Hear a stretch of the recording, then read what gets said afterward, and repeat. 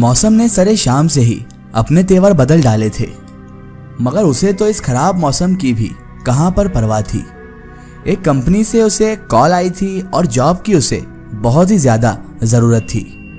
ताबिश खराब मौसम को भी अपने आगे ना लाया और ब्लू जीन्स और ब्लैक शर्ट पहनकर उसने हाथ में अपना पोर्टफोलियो लिया और एक फाइल ली जिसमें उसके ज़रूरी डॉक्यूमेंट्स भी थे। मोबाइल अपनी जीन्स की पॉकेट में रखा और उसके बाद घर से ही इंटरव्यू देने के लिए पैदल वो कंपनी की जानिब निकल पड़ा। आज शाम को जब वो ट्यूशन पढ़ा रहा था तो अचानक उसे एक कॉल आई थी। अस्सलाम वालेकुम, मिस्टर ताबिश बात कर रहे हैं आप? शीरी लहजा गोया हुआ था तो वो यूं चौंका। उसने मोबाइल अपने कान से हटाकर नंबर देखा जिससे कॉल आया था। नंबर तो अननोन था, अनजान नंबर था। तभी वापस से फोन लगाते हुए कान पर उसने कहा, वालेकुम अस्सलाम, जी मैं ताबिश ही बोल रहा हूँ। उसने गैर यकीनी लहजे में कॉल का जवाब दिया था। कैसे हैं आप सर? फोन करने वाले ने रस्मी हालचाल दरियाफ्त की और इससे पूछा, और ताबिश ने भी सारी बातों का अजीब से लहजे में जवाब दे दिया, मगर अभी भी उसकी पेशानी पर शिकम थी और वो बहुत परेशान था। वो अभी भी उस कॉल करने वाले को पहचान नहीं पाया था। बिल आखिर परेशान होकर हैरान होकर उसने पूछ ही डाला, जी आप कौन हैं? तो उधर से जवाब आया, जी मैं कैरोस्कर कंपनी से बात कर रहा हूँ। आपने कुछ दिनों पहले हमारी कंपनी में जॉब के लिए अप्लाई किया था। आप शॉर्ट लिस्ट में हो चुके हैं। असिस्टेंट एयर पोस्ट के लिए रात 8:30 बजे आपका इंटरव्यू है हमारी कंपनी में। यह सुनकर ताबिश के चेहरे पर हैरत और खुशी के मिले जुले तासुरात उभरे।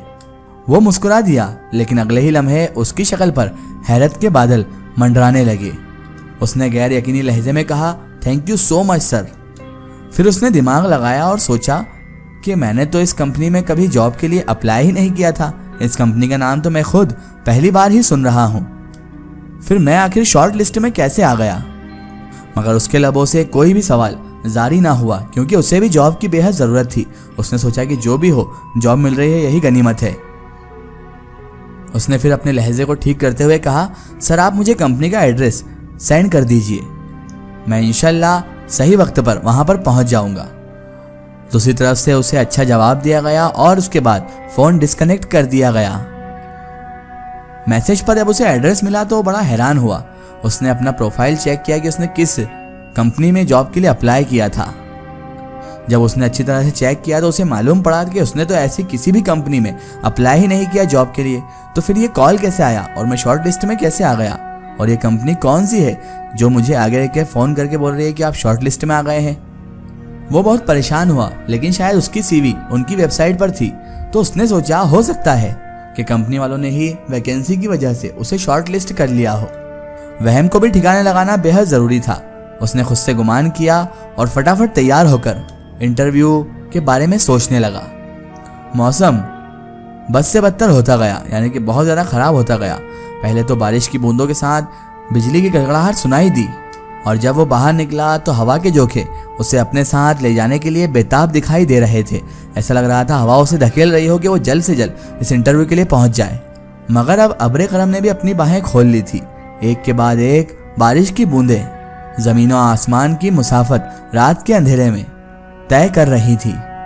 उसने अपनी फाइल को सर पर किया ताकि वो बारिश से बच सके और तेज तेज कदमों के साथ वो जल्द से जल्द अपनी मंजिल मकसूद तक पहुंचने की कोशिश करने लगा। यानी कि वो तेज तेज चलते हुए कंपनी जल्द से जल्द पहुंचना चाहता था। लोगों का काफी बड़ा हुजूम सड़कों पर था, लेकिन हर कोई अपने अपने काम में मसरूफ था। ट्रैफिक तो बहुत ज्यादा था, लेकिन कोई भी एक दूसरे से कोई मतलब नहीं रख रहा था। सब अपने अपने काम में लगे हुए थे और इधर ताबिश भी किसी को खातिर में लाए बगैर जल्द से जल्द कंपनी में पहुंचना चाहता था और इंटरव्यू देना चाहता था। उसने उस एड्रेस पर पहुंचकर उस गली के ढेर चक्कर लगाए, मगर उसे तो कहीं पर भी वो एड्रेस नजर नहीं आया जहां पर उसे बुलाया गया था। ना ही कोई ऐसी कंपनी नजर आई। इधर एक तो बारिश तेज होती जा रही थी और दूसरी तरफ कंपनी मिलने का नाम नहीं ले रही थी। तब परेशान होकर उसने एक आदमी से वो एड्रेस पूछा तो उसने भी अपने शाने यानी कि कंधे उचका दिए। अब तो ताबिश बड़ा परेशान हुआ और हैरान भी हुआ उसने सोचा हो सकता है ये आदमी बाहर का हो इसलिए इसको एड्रेस ना पता हो, लेकिन वो जब दूसरे आदमी के पास गया तो उसने भी अपने शाने यानी कंधे उचका दिए और कहा कि मुझे भी नहीं पता ये एड्रेस कहाँ पर आता है। अब तो ताबिश की हैरत की इंतहा न रही।